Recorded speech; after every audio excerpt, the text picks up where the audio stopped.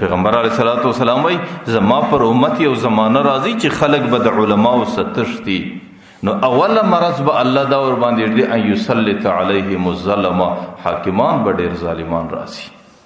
او دویم به دا و ان یرفع عنهم البرکه، الله تعالی به د معاشرې څخه برکت ختموي. برکت زه ډېر ځله دې ته نه وایم چې مال او دولت به کمیږي، مال او دولت به ډېرېږي، لیکن چې د مال او دولت په ذریعه باندې کم سکون دی، آرام دی، خوشحاله زندگی ده، هغې به الله تعالی د انسانانو سپورته کوي. نن زما او ستا معاشره ده، ته ما پېژنې زه تا پېژنم، ته زما د کور په حال خبرېږې زه ستا د کور په حال خبرېږم. تاسو په دې کورونو کې وګورئ چې د پلار او د زوی څه حال دی سره، حالانکه په کور کې به نعمت وي، په کور کې به مال او دولت وي، په کور کې به رنګارنګ نعمتونه وي، او سهار او ماښام به دته الله تعالی نوده ګوله ور په نصیب کړي، لیکن پلار به د زوی څخه نفرت کوي، زوی به د پلار څخه نفرت کوي، او ورور به د ورور د سلام جواب نه ورکوي او نه به ورته تیاري، چې راسې لور مور به په ژبه نه سره پوهېږي، خواښې مژور به په ژبه نه سره پوهېږي، او د کور منظر به یې د ځان دپاره یو جهنم جوړ کړی. د دې دا معنا چې د هر څومره مال او دولت دی د دې څخه الله برکت پورته کړی دی، په دې باندې الله تعالی تا ته ارامه زندګي نه در نصیب کوي. زه ډېر ځله وایم سترخوان به اوار سي، قسمه قسم نعمتونه به ورباندې پراته وي، صاحب بهادر به وچه ګوله او د تورو اوبو سره تېروي، چې دا څکه ورزن کوي لکه زار چې خوري، چې ورته اولي وایي زما شوګر دی، زما پلان دی، زما پلان دی، بیا الله تعالی د دې نعمتو څه نفع پر ده باندې حرامه کړې ده. د دې دا معنا چې د هر څومره ډېره کې چې برکت ځینې ختم شو تا ته هېڅ نفع نه رسي، دا ټولې په اور پسې. لیکن پیغمبر علیه السلام وایي درېیمه ډېره سخته سزا ده چې کله معاشره د علماو په بغض کې راله، والثالث ان یخرجون من الدنیا بغیر ایمان، د معاشرې دغه انسانان به د دنیا څخه بې ایمانه رخصتېږي.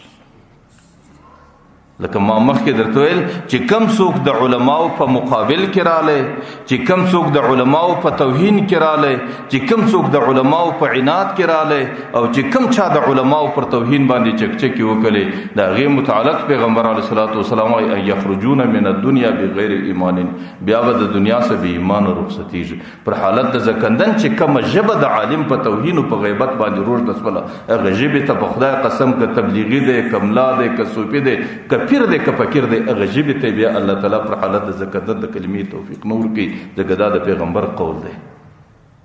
او من اصدق من الله قیلا، د پیغمبر د الله در قول بل څوک رښتونی قول نه لري. زکات درېیمه د ټولو څه سخترینه سزا ده، وان یخرجون من الدنیا بغیر ایمان. علامه شامی زموږ په امت کې ډېر غټ فقیه دی، هغې ډېر غټ عالم دی، او ډېرې غټې ډېره غټه فتاوا یې لیکلې ده. هغه دا لیکلي دي ښکاره د هغې د فتاوا عبارت دی من ابغض عالما بغیر سبب ظاهر، یو سړی د عالم سره بغض کوي، ظاهري څه سبب نشته، بس د ملایانو سره مې نه لګېږي. خیف علیه الکفر، پر دې سړي باندې په دنیا کې د کفر خطره ده چې د مځکې څخه د مخه څخه غایبېږي، د کفر په حالت کې داسې نه وي. زموږ په دې بزرګانو کې شاه عبدالعزیز رحمه الله لیکلی دي، محدث دهلوي، چې زموږ د ټول بر صغیر د حدیثو سند در د پورې رسیږي. شاه عبدالعزیز رحمه الله تاسو د هغې تفسیر وګورئ، هغه وایي د علماو توهین او اهانت دا د کفر سبب دی. په بعض ځای کې لیکلی دی چې دا بالکل کفر دی. حضرت مولانا رشید احمد گنگوهی رحمه الله چې فقیه النفس دی زموږ په اکابرینو کې، هغې څه لیکلی دي، هغې لیکلی دی چې کم چا زندگی د علماو په توهین کې تېره کړه، تاسو وله ورسئ د مرګه بعد قبر وشنئ، که د هغې مخ د قبلې څخه الله نه و اړولی، راسئ ما در دې ږیره ونیسئ چې کومه سزا راکوئ بیا یې راکړئ. او حضرت مولانا الیاس رحمه الله چې د تبلیغي حضراتو مشر دی، او هغې څومره لوی سړی دی چې الله د دین څومره خدمت ځینې واخیستی. د هغې په ملفوظاتو کې دی، یوه ورځ د کلي خلک امیان تبلیغیان ورته رالو، برای د علماو شکایت ورته وکړي، حضرت دا خلک علما زموږ سره په مقامي کار کې مدد و نصرت نه کوي. برای د ډېر په غصه کې رالی، برای ولایي خلکو د علماو په شکوه کې مه راځئ، علما د پیغمبر شهزادګان دي، پرېږدئ. او زه پر دې بیریږم که تاسو هر څومره دینداره سئ چې د علماو په شکوه او شکایت کې راسئ، زما سره دا خطره ده چې ستاسو خاتمه به پر ایمان باندې نه کېږي. نو ځکه زه دا خبره درته کوم چې د خدای په خاطر یو څو امتحاني ورځې راغلي دي، پر دې وطن دا د غم وټونه دي، دا د غم څه دي او دا حالات دي، دا راغلي دي، نور څه نه دي. حاکمان الله تعالی راستي، حاکمان په وټونو په دې نه ټاکل کېږي. حاکمان زما او ستا پر عمل باندې الله هغه فیصله راستي. د دې امتحاني حالاتو کې خپل ځان د خسارې او د نقصان څخه وګورئ. نور که هر څه کوئ د خدای په خاطر د علماو غیبت مکوئ، د علماو بهتان مکوئ چې په کومو محفلو په کومو جلسو کې د علماو توهین او بهتان کېږي، هغه ځایو ته مور ژوندی کېږئ، په هغې کې شرکت مکوئ. داسې نه چې بیا د علماو په بهتان او په غیبت کوونکو کې شمار سئ.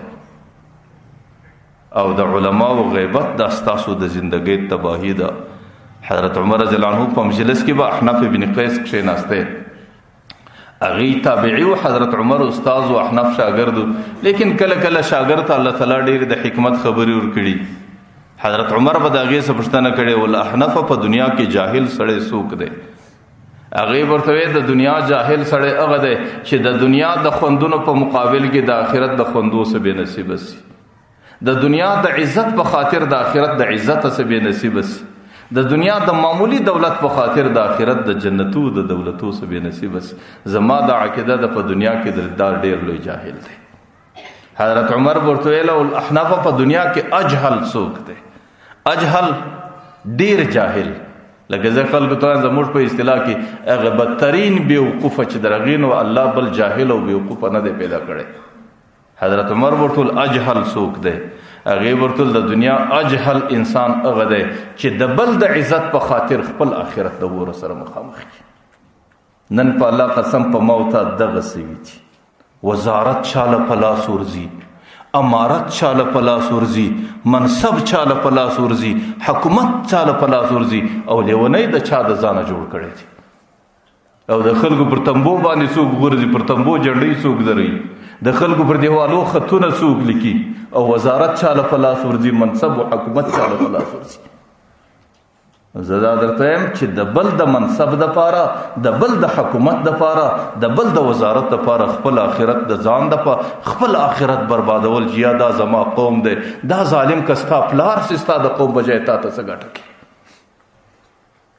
او دا زما تربور دی، او دا زما مشر دی، او د دې سره زما مفاد وابسته دي، د دې سره د دې په خاطر باندې دا د دنیا چند مفادات دي، د دې په خاطر د خپل آخرت او د آخرت د نعمتو او د آخرت د جنتو سزا مه بې نصیبه کوئ.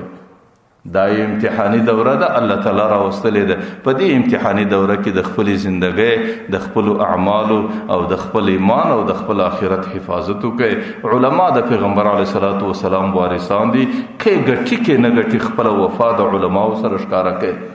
بیا به پر دې مځکه باندې آرام پیدا کړئ، پر دې مځکه باندې به سکون پیدا کړئ، دا مځکه به الله تعالی در باندې آباده کړي. او که د دې بربادۍ سره چې نن ستاسو زندګي په کم حالت کې ده، په خدای قسم په دې ملک کې د مځکې د ملک پر خطه باندې د ټولو څه ستړې ستاسو زندګي ده نن، چې ستاسو ماشومان په ماجتانو ګرځي، ستاسو زنانې په کرونه کوي، او ستاسو د پرلت څه حال دی، ستاسو د زندګۍ څه حال دی، ستاسو ورځې څنګه تېرېږي، ستاسو شپې. که په دې حالت کې لا هم تاسو خدای ته نسئ متوجه او د علماو د دښمنۍ څخه لاس وانخئ، په الله قسم د هغه ورځې در ډېر نورې در باندې سختې شي. نو الله تعالی دې زموږ او ستاسو د ایمان حفاظت وکړي. الله دې مې د دنیا زندگی د علماو د صفه نه باسي. الله تعالی دې مې د قیامت په میدان کې د علماو په صف کې راپورته کړي.